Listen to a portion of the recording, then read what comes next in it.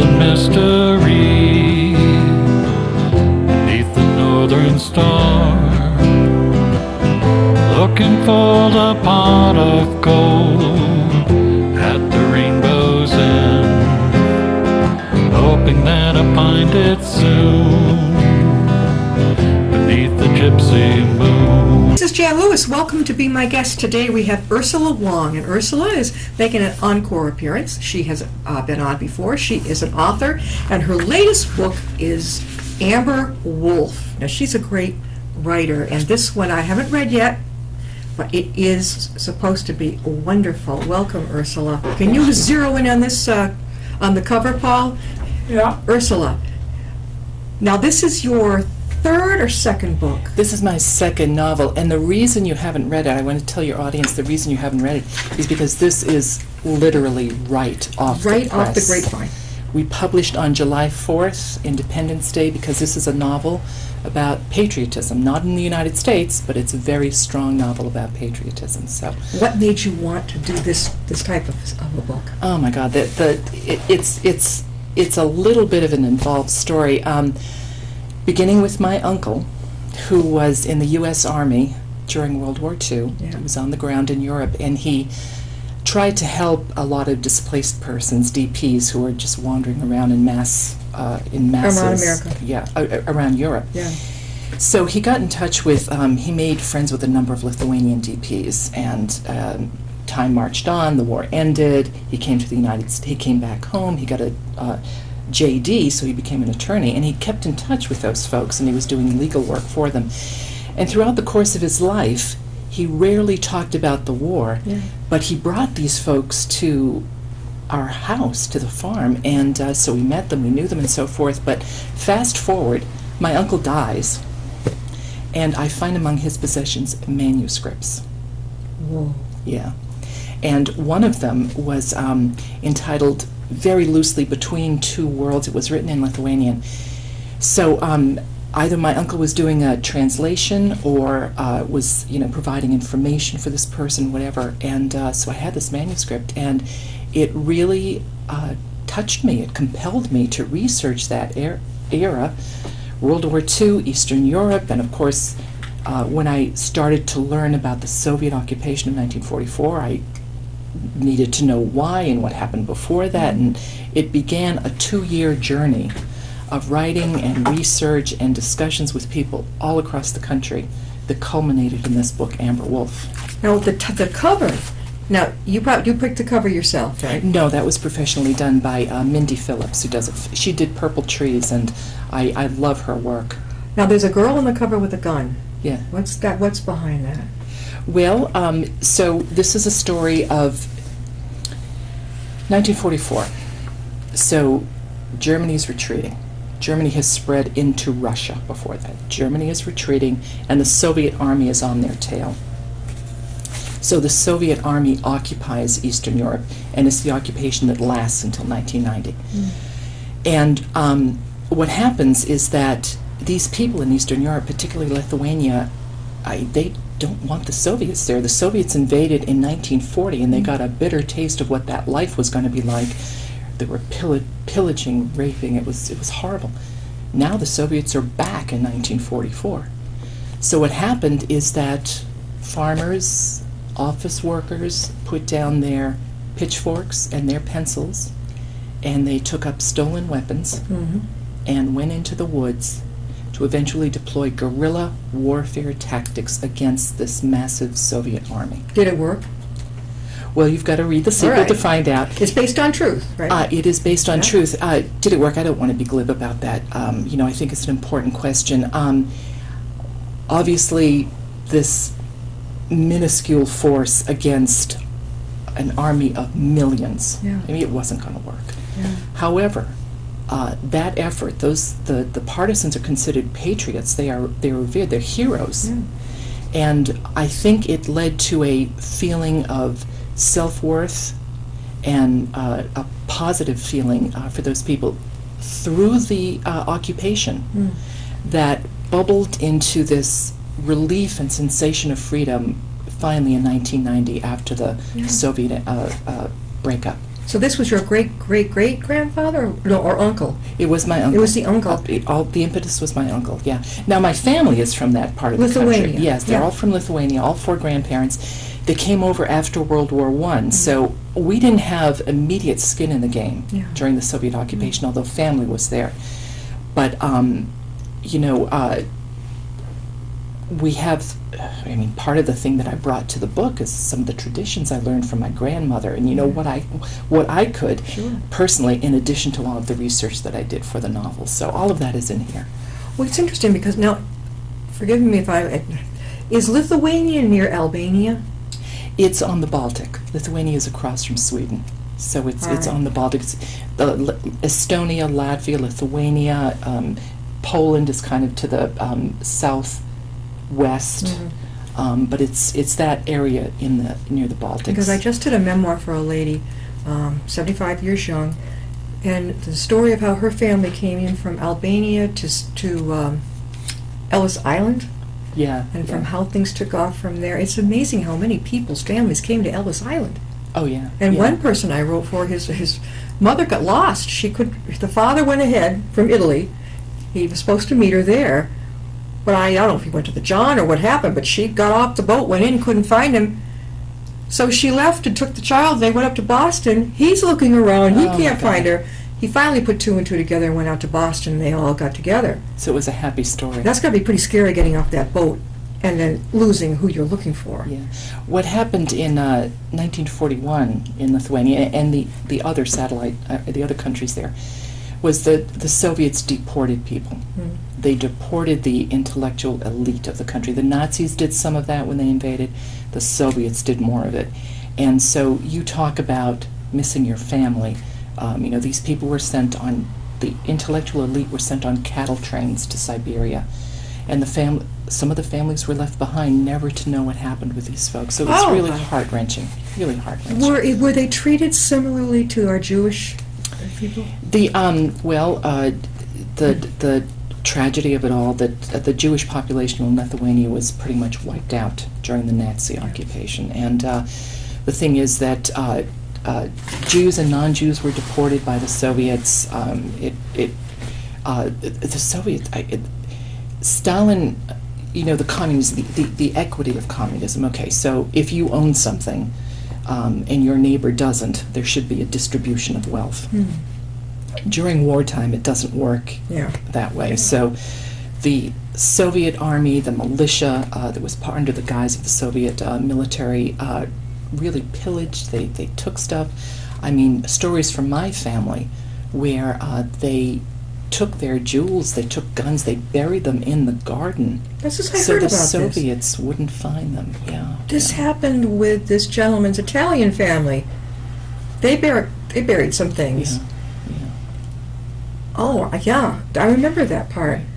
Amazing. And it was all done because the invading armies, I mean, the Soviets at one point thought that they were liberators, so, it was a time of crisis. And the aspect of AmberWolf that struck me was that the resistance effort, when we think of the resistance in World War II, we think about people fighting the Nazis. In this part of the world, in Eastern Europe, for many of the countries in Eastern Europe, the Nazis were bad, but the Soviets were worse. Yeah. So their resistance was against the Soviets. I didn't know that the Soviets were worse. How can you get any worse? It was communism, it was redistribution of the wealth. I mean, there was pillaging, there was killing. The massive tens of thousands of people were deported, and it's a tiny country. So all of this was going on, and the people didn't know what to do. Nobody wanted the Gestapo. Yeah. Nobody wanted the Soviets. I mean, there were factions in the country who fought everybody, but the vast majority of people were anti-Soviet. So Amber Wong is fighting those, helping her fellow people to fight them. AmberWolf is, yes, she. The story opens up with young Ludmila Kudirka, who is in her early 20s. She and her mother have escaped from one of the cities in Lithuania out to the country after her father was deported. So the Russians are after them in 1941. The father is deported. The mother and daughter flee. So they go to this little town, and the novel opens up in 1944, which is after the father is deported. It opens up in 1944 with the Soviets knocking on this door of this little cottage hidden behind the trees. Just in her this and her mother. Obscure town, just her and her mother. The Soviets are knocking on the door, and Ludmila's mother hides her. And then opens the door, and Ludmila hears, she can't see, she hears what happens to her mother, the rape and then the subsequent killing of her mother in chapter 1. So after that, Ludmila is on the run. She knows the Soviets are after her. She knows that they know who she is, where she lives, and they know she knows they are pursuing her. So she flees. And the story is about her escape. But why she her hooks name up with. was her name changed, or did she change it herself? AmberWolf? AmberWolf is the title of the book, and this is in the partisan movement. Yeah. Okay, so these people were all clandestine. They were hiding in the woods, so they used code names. That was her code. AmberWolf was Ludmila's code name as she got into the woods and hooked up with the partisans. Exactly.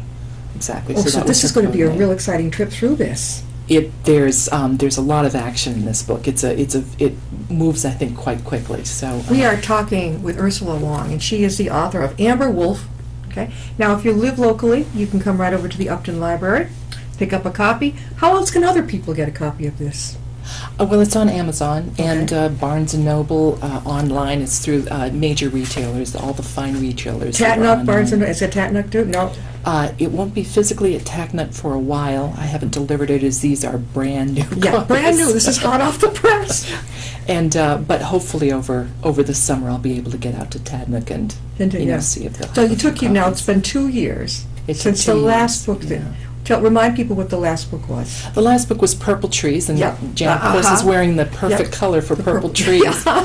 But that was a story set in central Massachusetts in the 60s and 70s, and it's a story about a young woman's struggle with normalcy when some violence happened early in her life, and it's her struggle to deal with that. So it has a lot of regional flavor, and it talks about the rural life and yeah. the strength of neighbors and so forth. I think in certain respects it's a touching story. I can imagine your family. Are any of the elders still around to appreciate this? Very, very few. Very Yeah. few. My Aunt Val is the one. I've got It's a based on. copy en route to her right now, but Okay. she's the one who was old enough to remember all of those Lithuanians that Yeah. came to the farm after the war to visit us and to escape, from their quest to find new lives for themselves in New York City. They came out to the farm for a little respite. So she is a little bit older. She remembers those stories more clearly. She remembers some of the stories my uncle told her from Europe when he was in the army. When I got to the age where I was interested in this, he really didn't want to talk about it. Yeah. And he was very, very, I think a lot of people who were in Europe during the war, World War II, were very reluctant to talk. But, thank goodness he had these manuscripts. Yeah. What And manuscripts? Meaning he was writing things? There were sheets, carbon copy sheets of the thin Yeah. paper, handwritten pages in my uncle's Like a writing, diary, right? all culled together in these stories. There was a pile. I fashioned everything. I just like a card game. I had to figure out what pile these papers belonged to. So Between Two Worlds, which is partly the inspiration for AmberWolf, that was in one pile of culled together of just notes and random pieces of paper. There was another pile about a priest in a prison camp in Poland. Yeah. So I haven't done much with that yet, but I'm hoping to tap that for So there's the going Amber to be War. there's going to be a sequel to this. Yes, yes.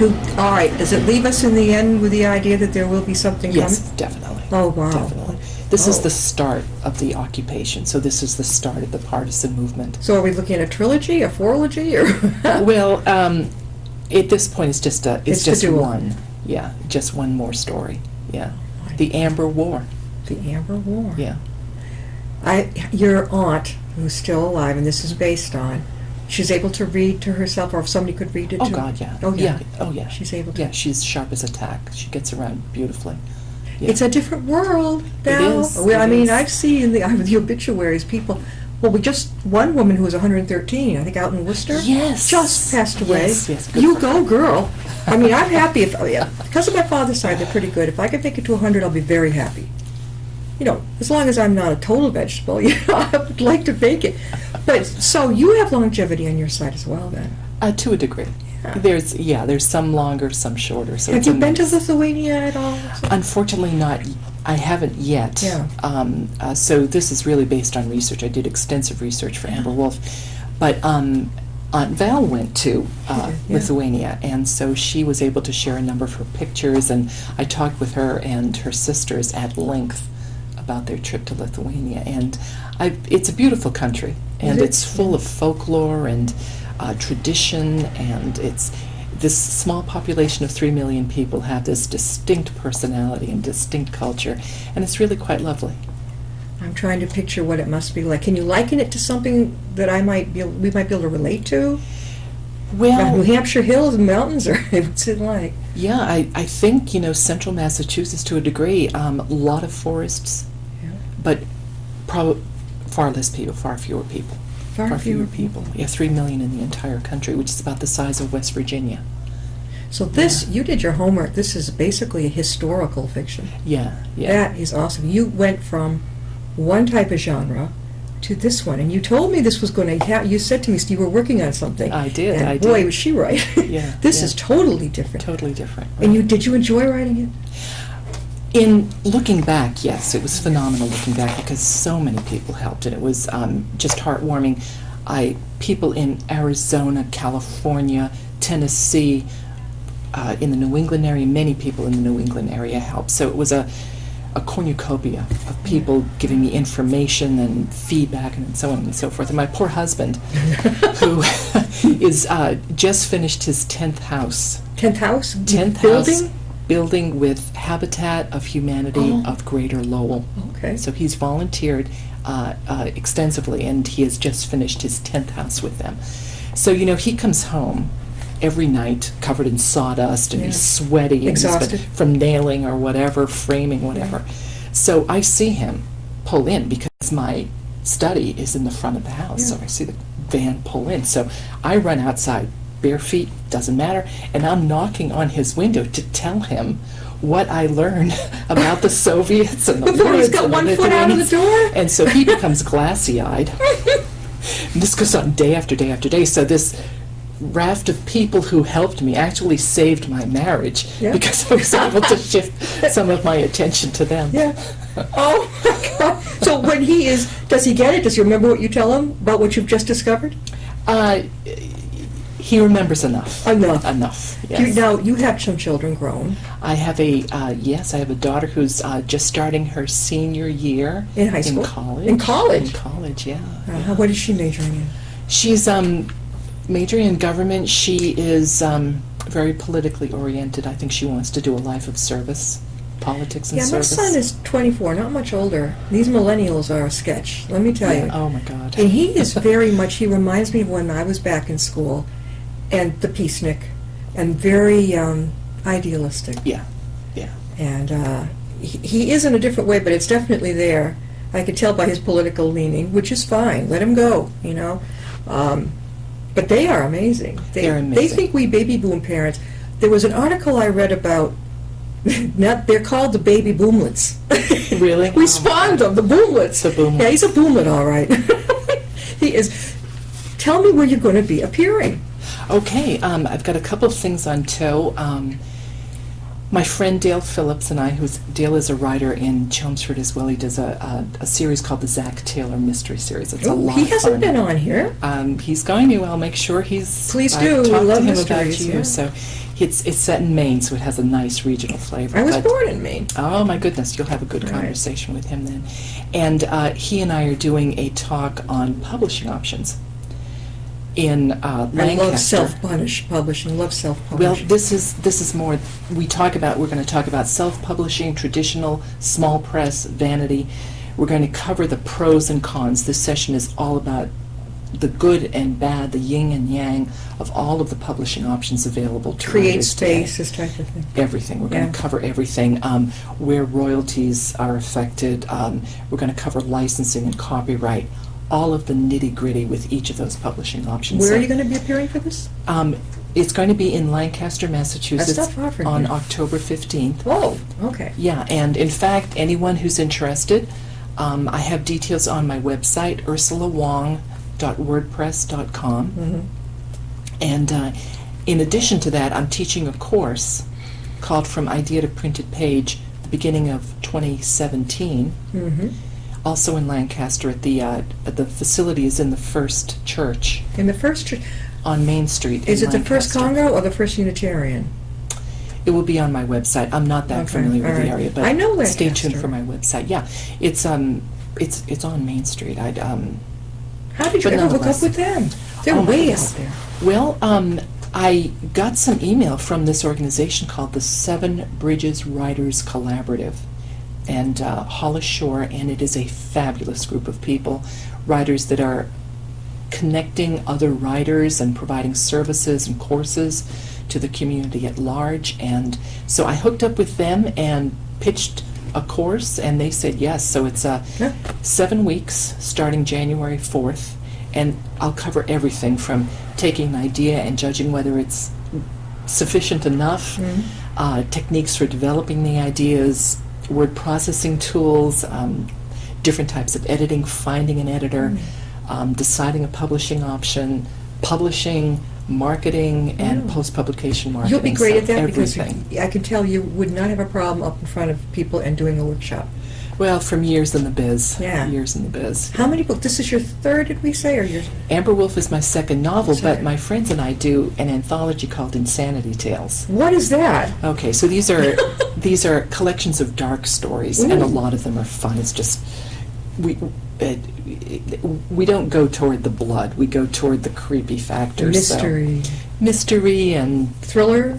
thriller, everything, psychological drama. Why haven't I anything- heard of these? Where are they? Well, they're also on Amazon. We're working on Volume 3, Yeah. Insanity Tales, and we pretty much cover the gamut in things that can spook you. And they're a lot of fun, and so we have our third volume coming out late this year. So where have you found the time for your book and for that? What are you doing? Well, I write a lot. Yeah, you do. How many hours a day are you writing? It varies. Toward the end of AmberWolf, they were very, very full Almost days. round the But clock. I try to do, roughly from 6, 7 o'clock to noon on a consistent In the basis. morning? Yeah. Oh. We are very different. If it's at 6 o'clock at night till midnight, great. Well, as a farm girl, I'm used to the morning hours. You're a morning person. Yeah. You said that you had been at Tatnuck already, and where else around here are you going to be coming up? Anything? Well, I'm plugged mostly into the Lancaster system Lancaster. right now. So with this course with Dale on publishing in October, this one session, then my course, and then in the spring I'll be doing a reading from AmberWolf and talking about women in war, which I think is an interesting topic. That's Yeah. coming up in March of 2017. And then in the summer of 2017, through the Lancaster Seven Bridges, I'll be talking with some of my friends about writers' consortiums. So we're collaborating in a business-style model, and we're going to have an open panel on how that all is working. Well, there is a Worcester Writers Consortium. They've been on the show, and Yeah. different authors from there. Yeah. They're pretty cool. They meet over at the new cafe in Worcester, where the old Tatnuck was. It's in there. We tried filming in there with them one time, and it was so much noise and clatter from, Oh, the yeah. eating and the dishes. Yeah. And, we couldn't hear anything. But it was fun to see how it works. Yeah. They come in, they have an hour to socialize. Then they're all very quiet, and they're working on their books. And then at the end, they have another hour to socialize. Yeah. I thought that was really cool. Yeah. What we're aiming for in the story side, the consortium that I'm part of is the story side. What we're aiming for is a business collaboration. So we actually put money together to do websites, Facebook promotions. So we're trying to market our books collectively. We write them separately, edit them en masse, and market them collectively. So that's kind of the... Your separate books are the one that you just told me about, those thrillers that are all in a... Those thrillers are all from the consortium, all from the Storyside Consortium. Can So people get those on... everything's on Amazon. Yeah. What's it called again? Insanity Tales. And if folks are interested, they can go to my website, ursulawong.wordpress.com, And I've got links to AmberWolf, Purple Trees, Insanity Tales, the Lancaster events, so that's your one-stop shopping for this collection of topics. I would think that the Lithuanian community in Worcester would be very interested in meeting you. You know what I'm saying? Yeah. And yeah. doing a presentation, I bet this book would fly. I mean, just a hunch that this would really fly. Yeah. Definitely. I know that there's such a mixed bag in Worcester. Yeah. There's the Albanians, there's probably the Lithuanians, whole different people over there, and I bet you they would really like this. No, that's a good idea, Moronis Park. It's in doing these projects, one doesn't reach out to everybody, but we kind of gravitate toward population. So I had a couple of Lithuanians involved with the project very, very heavily, and not only a language expert, but someone familiar with the history and so forth. And I had some very Lithuanian-specific source materials. So, all of that went into this mix. How about a historical society that features a lot of that? These historical societies, I've presented to them about what I do, and they're usually very open. Yeah, that's a great idea. Yeah, we've got one right here. And the Worcester Historical Society, we've had the Daughters of the Revolution. Yeah. They've been here. I love history, is not more so now because I found out my great-great-grandfather was the inventor of the Jocelyn rifle in the Civil War. Wow. Now, why the family kept this from me, I have no idea. That's pretty special. Yeah. So, but I found that out. I found that we are distant relatives of James Monroe because of the same spelling in the Monroe family. It's funny what little kids are not told. Yeah. Well, you didn't ask. I'm asking. Yeah. I think it's good. So I did all my research. Did you ever go to the Antiquarium Society in Worcester? You can find anything. You love it. I'll have to go there. Antiquarium Society, right? Just the way it sounds. Antiquarian, or Aquarium Society, and it's on, I believe, Salisbury Street, very nice area of Worcester.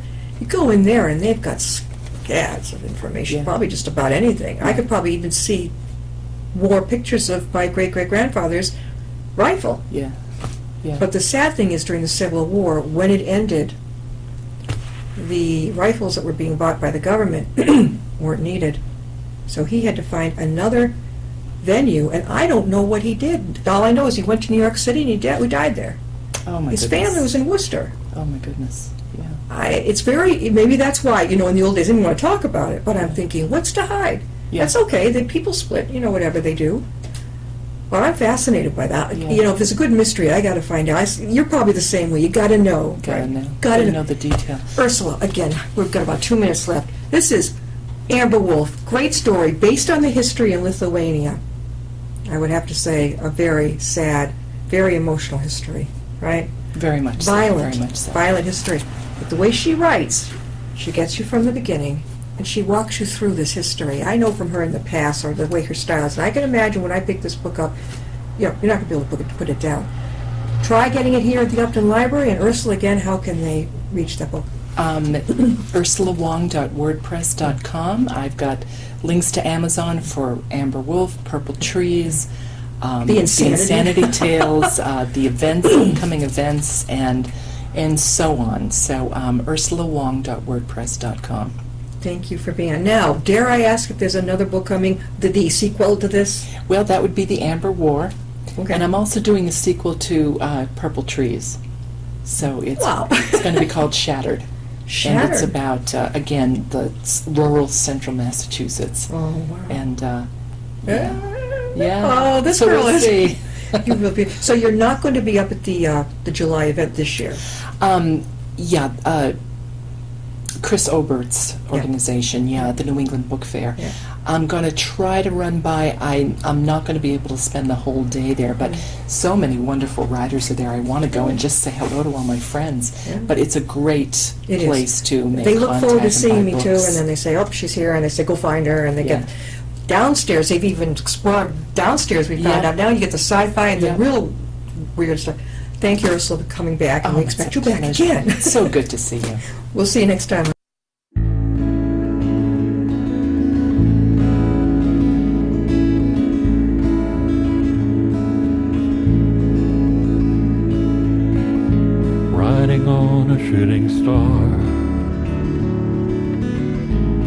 heading out toward a dream.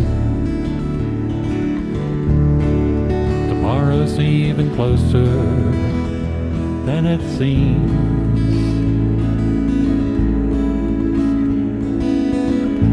Moving through the cloudless sky, heading out toward the moon. I am dancing to the lunar tune.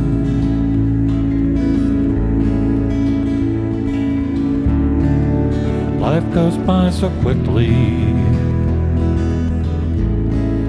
time just slips away. But tomorrow brings a brighter day.